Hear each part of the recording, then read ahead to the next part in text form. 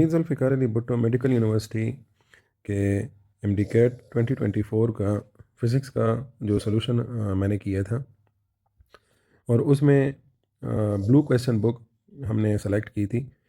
उसमें दरमियान में कुछ एक स्पॉट पर ऑडियो इश्यूज़ आ गए थे वीडियो में, सो जिसकी वजह से कुछ क्वेश्चंस जो हैं स्टूडेंट्स ने मेंशन किए थे। हाल दो यहाँ पर तो इन्होंने कुछ क्वेश्चन कम क्वेश्चंस मेंशन किए हैं, लेकिन जो टोटल क्वेश्चंस वहाँ पर मिस हुए थे वो, क्योंकि ज़ाहिर 148 वाला क्वेश्चन भी जो था वो भी आधा तकरीबन फाइनल पॉइंट रह गया था। सो 148 से लेकर 154 तक मैं क्वेश्चंस दोबारा से यहाँ पर इस वीडियो में सॉल्व करके बताऊँगा, ताकि स्टूडेंट्स की कन्फ्यूजन जो है वो दूर हो जाए। तो उसमें पहला क्वेश्चन हमारे पास 148 है। The turns ratio of a step up transformer is 5। A current of 20 ampere is passed through its primary coil at 220 volts. Calculate the value of voltage in secondary coil. So turns ratio जो है वो हमारे पास है NS/NP, जो कि VS/VP के बराबर होती है, और इसकी वैल्यू जो है वो यहाँ पर 5 दी गई है। सो अगर हम इस इक्वेशन को इस तरह से आगे लेकर जाएं कि VS/VP B5 के बराबर है, और जिसमें वोल्टेज जो है वो प्राइमरी की प्रोवाइडेड है, ये 220 वोल्ट्स। ठीक है, सो अगर ये वैल्यू आपको गिवन है, सो हम क्या कर लेंगे, यहाँ पर दोनों साइड से VP को मल्टीप्लाई कर देंगे, ये यहाँ पर कैंसिल हो जाएगा, and VS will be equal to VP multiplied by 5।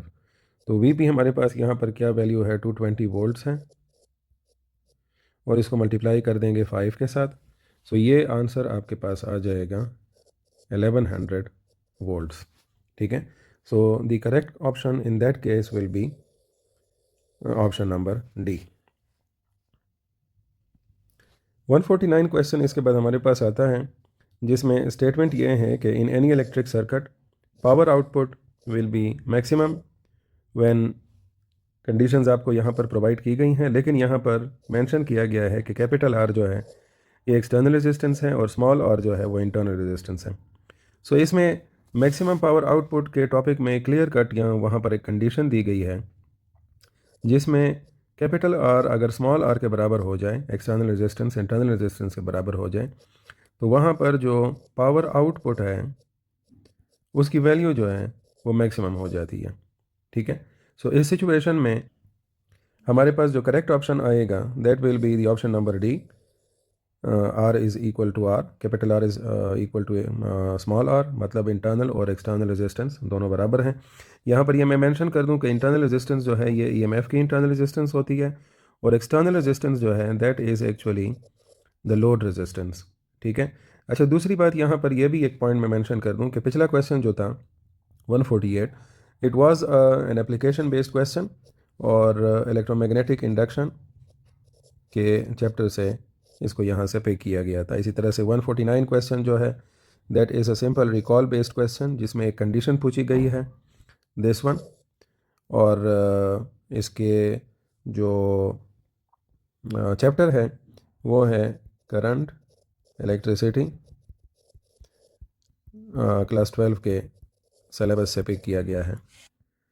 अगला क्वेश्चन हमारे पास आता है that a man pulls a trolley through a distance of 50 metre. ठीक है, तो मैं यहाँ पर थोड़ा सा डाटा आपके सामने पहले से ही लिख रहा हूँ, ताकि और न्यूमेरिकल प्रॉब्लम्स में यही ट्रीट किया करें कि जल्द से जल्द डाटा कलेक्ट किया करें। Applying a force of 100 Newton, force की वैल्यू 100 न्यूटन है, which makes an angle of 60 degree. Theta जो है वो 60 डिग्री है, एक्स एक्सिस के साथ है, इस बात पर गौर करें, मैं ज़रा फिर ये सोल्यूशन में एक्सप्लेन कर दूंगा बाद में। Calculate the work done by the man. ठीक है, अब ये cos 60 की वैल्यू 0.5 दी गई है, पता नहीं एक्चुअल पेपर में दिया होगा, लेकिन ये स्टूडेंट्स को वैसे भी याद होनी चाहिए है, टेबल में आप आसानी से याद कर सकते हैं इसको। cos 60 हो गया, 30 हो गया, 40 हो गया।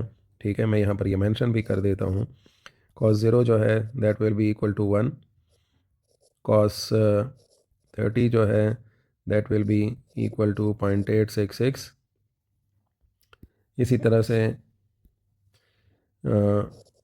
cos 45 जो है it will be equal to 0.707, और cos 60 जो है 1/2, जो इन्होंने यहाँ पर ऑलरेडी मेंशन भी किया हुआ है 0.5, और cos 90 इज़ इक्वल टू 0। सो 0.866 जो है ये 3/2, 3√2 के भी बराबर हैं। ये भी फ्रैक्शनल फॉर्म में भी आपको पता होना चाहिए है। इसी तरह से ये जो वैल्यू है 0.7007, ये 1/2 स्क्वायर रूट के बराबर है। ये 0.5 वैल्यू जो है वो 1/2 के बराबर है। तो इनकी फ्रैक्शनल वैल्यूज़ भी आपको मालूम होनी चाहिए। तो यहाँ पर क्विकली अगर हम वर्क की वैल्यू मालूम करते हैं तो वर्क में हमारे पास आएगा FD cos थीटा, और चूंकि फोर्स की वैल्यू है 100, डिस्प्लेसमेंट की वैल्यू है 50, और cos 60 की वैल्यू है 1/2। So that will be very simple, ये आ जाएगा 25 कट जाएगा, और that will be equal to 2500 joules.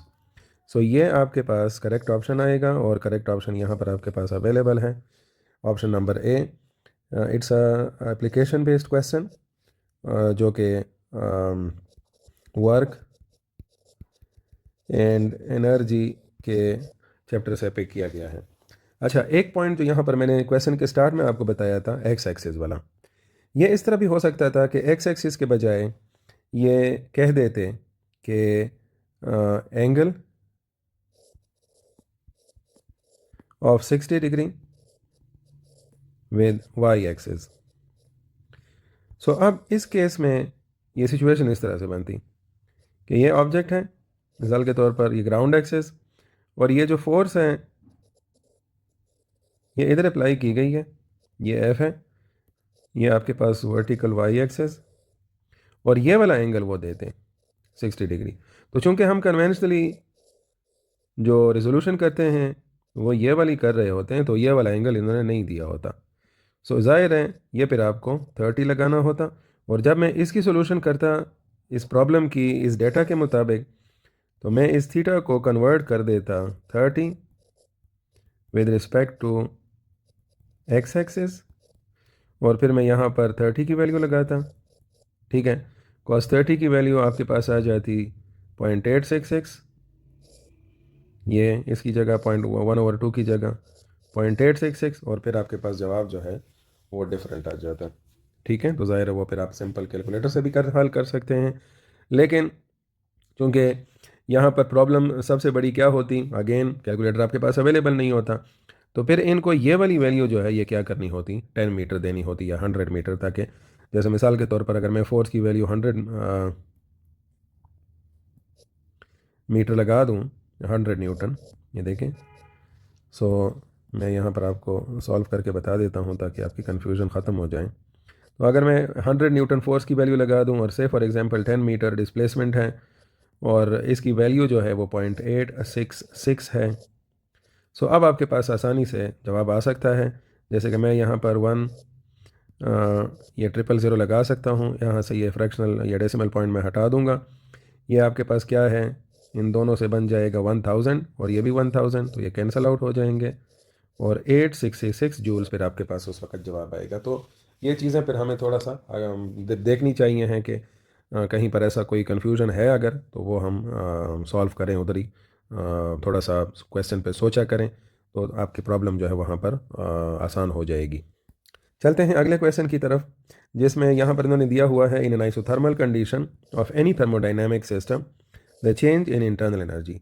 सो जो आइसोथर्मल कंडीशन है उसमें clear cut no change in temperature है, चेंज इन टेम्परेचर ज़ीरो होता है।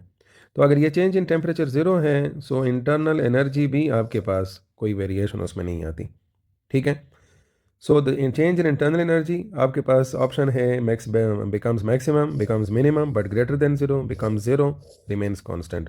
तो यहाँ जो आपके पास करेक्ट ऑप्शन होगा that will be the becomes zero, क्योंकि ज़ाहिर है चेंज इन इंटरनल एनर्जी वो ज़ीरो होगी। अब देखें यहाँ पर एक और भी ट्रिक है कि अगर ये चेंज इन इंटरनल एनर्जी को हटा दिया जाए और सिर्फ ये कहा जाए दैट द इंटरनल एनर्जी, तो उस वक्त फिर जवाब क्या होता, विल रिमेन कांस्टेंट। तो थोड़ा सा अल्फाज पर भी सोचना है, कभी कभी चीज़ें हम वैसे ही हमें स्टेटमेंट्स पढ़ी होती हैं और उससे थोड़ी बहुत मिलती जुलती स्टेटमेंट्स होती हैं, तो हमें वहाँ पर सोल्यूशन में अक्सर हमारे सामने प्रॉब्लम आ जाता है। This is again recall based question from thermodynamics. ठीक है। सो इस क्वेश्चन में हमारे पास है which one of the following factors is the best for calculating और कैलकुलेशन ऑफ कॉम्पटन शिफ्ट। तो कॉम्पटन शिफ्ट जो है वो हमारे पास होता है delta lambda, that is change in wavelength, h over m not c, ठीक है, बल्कि ये m c, h over m c, ठीक है, और 1 - कॉस थीटा। इसमें ये थीटा जो है इसकी वैल्यू, क्योंकि यहाँ पर हमारा फोकस इस इन ऑप्शंस में क्या है कि डेल्टा लेमडा की वैल्यू मालूम करने के लिए या कॉम्पटन शिफ्ट मालूम करने के लिए कौन सी चीज़ बहुत ज़्यादा इफेक्टिव है, ठीक है, और बेस्ट है। सो ये थीटा जो है, जो कि स्कैटरिंग एंगल है, ये अगर हमें मालूम होता है तो एच और एम सी की वैल्यू ऑलरेडी हमारे पास कॉन्स्टेंट्स हैं, हम उसकी वैल्यूज पुट करके डेल्टा लेमडा की वैल्यू, कॉम्पटन शिफ्ट की वैल्यू मालूम कर सकते हैं। सो इसमें करेक्ट ऑप्शन आपके पास क्या होगा, that the scattering angle of photon, ठीक है। It's again recall based question जो कि डॉन ऑफ मॉडर्न फिजिक्स से पिक किया गया है। अगला क्वेश्चन 153 है that the instantaneous acceleration of an object travelling with the uniform speed in a circle directed towards the centre of circle is referred as. So इसमें आप देखें one by one, अगर आप वैसे भी, ये अगर आपको स्टेटमेंट याद भी है फिर भी आपको क्लियर हो सकता है। इंस्टेंटेनियस एक्सेलरेशन है, एक ऑब्जेक्ट है जो कि यूनिफॉर्म स्पीड से मूव कर रहा है सर्कुलर ट्रैक पर, ठीक है, और directed towards the centre of circle is referred as. So uniform speed है इन अ सर्कल। सो ये सारी की सारी जो इंफॉर्मेशन है वो आपके पास किसकी हो जाती है, सेंट्रीपिटल एक्सेलरेशन की, ठीक है, क्योंकि centripetal acceleration is always directed towards the centre. इसमें एक ऑब्जेक्ट जो है उसकी स्पीड यूनिफॉर्म रहती है, लेकिन उसकी टेंजेंशियल वेलोसिटी की डायरेक्शन में वेरिएशंस आ रही होती हैं। ये मैंने यहाँ पर शो कर दिया है। लेट्स से ये पॉइंट ए है, point B, point C, point D, तो इन पर मुख्तलिफ डायरेक्शंस हैं और इसकी वजह से जो एक्सेलरेशन पैदा होती है that is exactly towards the centre of the circle, so that is called as the centripetal acceleration. Simple recall based question है, रोटेशनल एंड सर्कुलर मोशन से ये पिक किया गया है। अच्छा, अगला क्वेश्चन हमारे पास 154, the last one of this series, the missing question जो थे हमारे वीडियो में, पिछले वीडियो में। If the half life of A radioactive nucleus is 0.693 year, what will be the value of decay constant, ठीक है। अब अगर हाफ लाइफ की वैल्यू 0.693 ईयर्स है, ठीक है, तो ये फार्मूला जो हाफ लाइफ और रेडियोएक्टिव डीके कांस्टेंट के दरमियान है वो है T half is equal to 0.693 divided by lambda, ठीक है। सो इसमें आप टी हाफ की वैल्यू पुट कर दें जो कि 0.693 ईयर्स हैं। So that will be equal to 0.693 years is equal to 0.693 divided by lambda.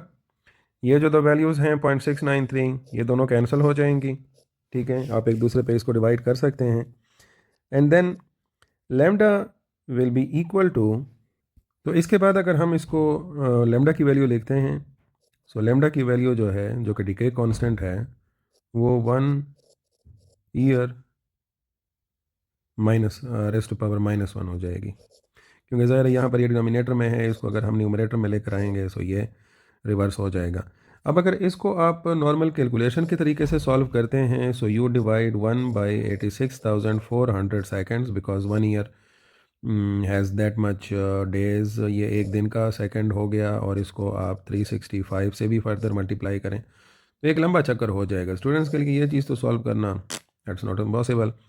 सो इसमें यहाँ इस सिचुएशन में ये जो यूनिट्स यहाँ पर इन्होंने दी हुई हैं ये गलत हैं, ठीक है, एंड इट शुड बी, मेरे ख्याल में अगर ये इन्होंने कोई भी ऑप्शन पिक किया हो कि, और लेकिन इस फार्मूले के मतलब जो ज़ाहिर कैलकुलेशन वगैरह है वो स्टूडेंट्स इस वक्त कैलकुलेटर के बगैर नहीं कर सकते।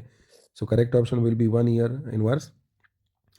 आई होप सो यहाँ पर जो क्वेश्चंस हमने कोशिश की है कि ये जो मैंने यहाँ पर स्टार्ट में मेंशन किया था कि 148 से लेकर 154 तक क्वेश्चंस हैं, तो इनको हमने सॉल्व करने की दोबारा कोशिश की है ताकि स्टूडेंट्स के सामने जो है उसका एक क्लियर आइडिया आ जाए।